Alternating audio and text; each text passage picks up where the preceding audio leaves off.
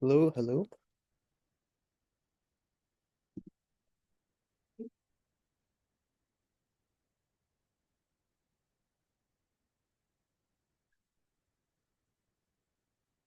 My name is Tim, and our group consists of me, Ro, and Raymond.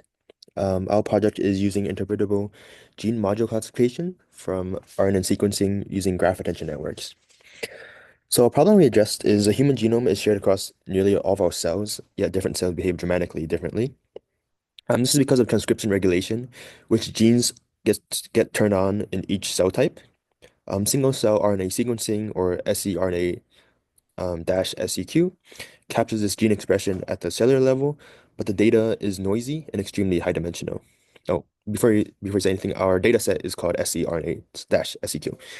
So our goal was to uncover interpretable patterns in gene expression that distinguish disease states like schizophrenia versus control by modeling networks of gene-gene interactions. So rather than focusing on individual genes, we capture coordinated gene activity or modules. Um, this kind of reflects how genes work together to drive biological function or dysfunction. So our approach, it is shown in this picture. So we zoom out a little bit. We have, we first have a biologically informed graph where each node is a gene and edge weights reflect co-expression similarity. This is calculated using WGCNA, which is a standard method for identifying gene modules. WGCNA is able to produce a topological overlap matrix for where we are then able to threshold this graph into our to only keep meaningful edges. Second, we did noise input using metacells, which aggregate data from groups of cells with similar gene expression profiles, with similarity computed using UMAP dimensionality reduction. And this kind of reduces sparsity. And then finally, we train a GAT, which is a graph attention network, which learns to reweight gene edges based on their relevance to predicting disease. And then we apply DMON pooling, which is a form of spectral clustering that groups genes into interpretable modules, which will then feed into our linear classifier. So the bottom line basically is that each prediction can be traced back to the attention weights and the gene within each module, making the model interpretable. So some major challenges we encountered were one big challenge was balancing expressivity and interpretability. Sorry, deep models can overfit small gene modules or obscure biological meanings, so we designed our network with limited layers and pooling to preserve structure while avoiding oversmoothing. Um, Another issue was kind of sparsity because our data set is very sparse. And basically, we must convert it into a dense Laplacian to perform Demon pooling.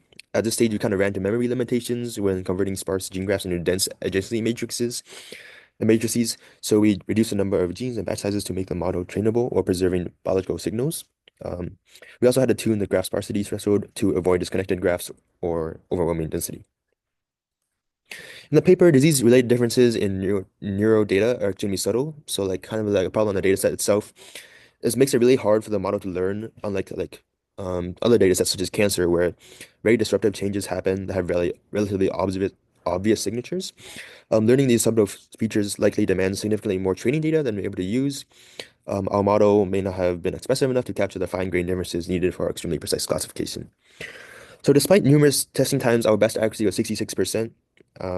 This is perhaps due to the numerous challenges that we described above, such as having very subtle differences in the data and the sheer sparsity of the data. Over five training epochs, the model's cross entropy loss dropped from 1.1 to 0.9, confirming the network is meaningfully learning biological signals rather than memorizing noise. Our overall testing accuracy sits comfortably above the 50% coin flip threshold. So this is a picture of our loss function down here. You can see at the beginning it is quite big, and then it drops down around um, like 50 and then to 600 iterations. Okay. And then future directions or questions, basically, in the future, next steps, we should involve training across more cell types, such as neurons, where disease effects may be more pronounced, sampling more metacells, such as tuning hyperparameters and expanding model depth, while preserving interpretability. We can extend this to other diseases like renal cell carcinoma in our second data set, and then we can test how well the model can generalize across cohorts. And finally, we can explore multi-resolution pooling. We kind of think of this as clusters of clusters for even more nuanced biological insights. Okay, thank you.